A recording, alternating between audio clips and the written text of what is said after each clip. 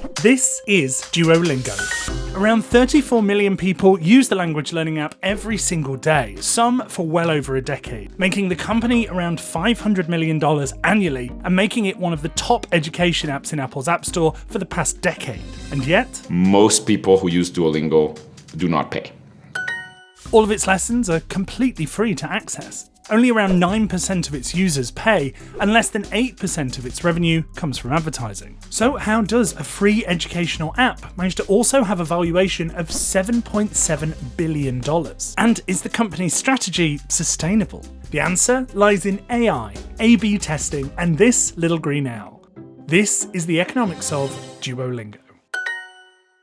If you've ever used Duolingo, you'll have noticed it's less like a traditional language lesson and a lot more like a game. Users have lives. Get 5 answers wrong in a day and you'll run out of lives for that day. Lessons have progress bars and are laid out in a journey. Players gain experience points, and streaks encourage users to play every day. The company says that's part of what helped attract some 3 million users within the first few years. When we launched, we had a thing that was mobile, free, and fun, and because of that, very quickly, it overtook all methods to learn languages. But before long, Duolingo ran into an issue with its mission to try and deliver free language lessons. One of our board members, who had just invested in Duolingo, she said, look, you can't continue doing this. You gotta make revenue. We had not given ourselves permission to make any money from our app. It's hard to build up new capabilities in an organization. We were in a bit of a pickle because we wanted Duolingo to be a free way to learn languages. So in 2017, the company introduced advertising, which now accounts for under 8% of its revenue.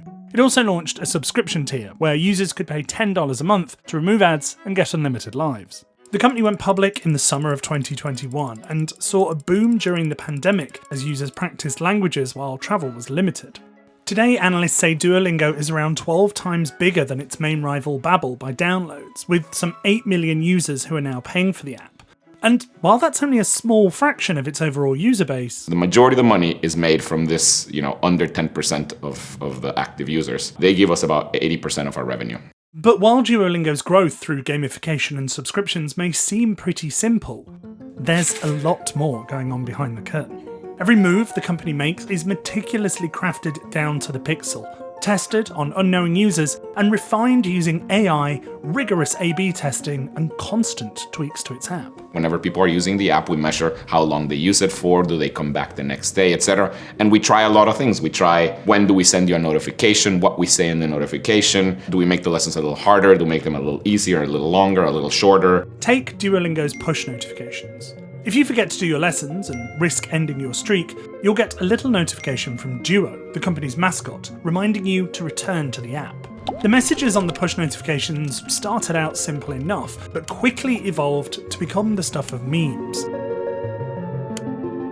including one particularly effective guilt trip. We decided that the last notification we would send you was telling you, hey, these notifications don't seem to be working, we're gonna stop sending them for now. Sending that got people to come back a lot because they felt guilty. It's like your mother telling you okay, well, I'll stop, guilt tripping you. Duolingo says that this led to a 3% rise in retention. But crucially, the messages that you receive aren't the same as everybody else's. AI is used to start figuring out basically which ones of these are more effective for particular users or at particular times of day or whatever, and letting the more effective ones rise to the top and then get sent to more people. To figure out which messages work best, Duolingo built something called a bandit algorithm, named after a reference to a one-armed bandit, a term for a slot machine in a casino. Say there are, several different slot machines. In this case, think of them as several different notifications we might send people. And we've tried each one some number of times and seen what it paid out each time. So we have limited information about all these different options. And so the algorithm has to figure out, do I just go back to the one that has so far given me the most money and just go back to that one every time? Or how do I balance that with exploring different options to see maybe they're actually better, but I just got a little unlucky earlier. And each time we send a notification, we track, did it work? Basically, did they come back to Duolingo, do their daily practice? For example, the algorithm found out that the notification time for the language you're learning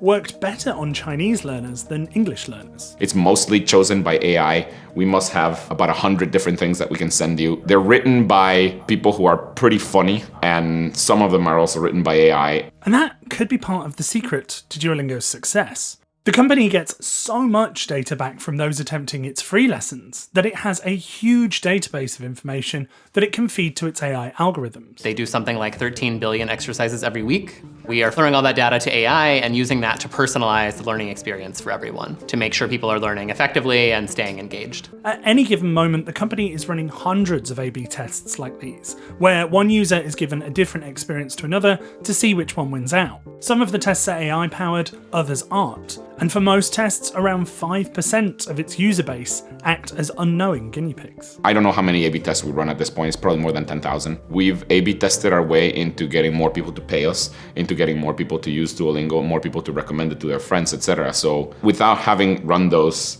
we would not be a successful company. I'm certain of that.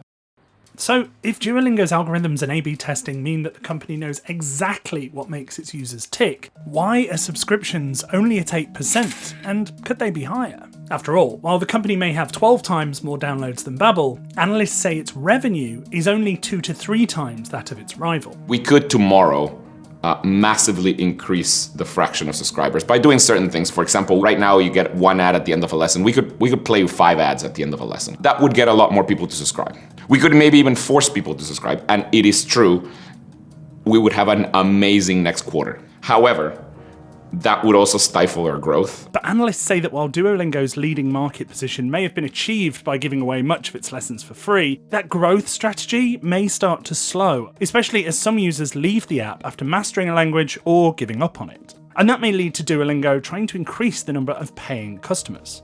So the company is exploring some new ways to get users to part with their cash. Its new AI-powered Duolingo Max tier costs around $30 a month and allows players to roleplay with AI-powered bots, something the company had previously tried to offer with humans. We would say, okay, so you're telling me that if you could on Duolingo press a button and you could have another human on the other side be able to practice, you would use it. And I say, sure, I would use it. We even asked, would you pay for it? Like, oh, sure, I would pay for it. And then came the very revealing question. We'd say, okay, do you want to do it right now? 100% of people would say, no, not right now.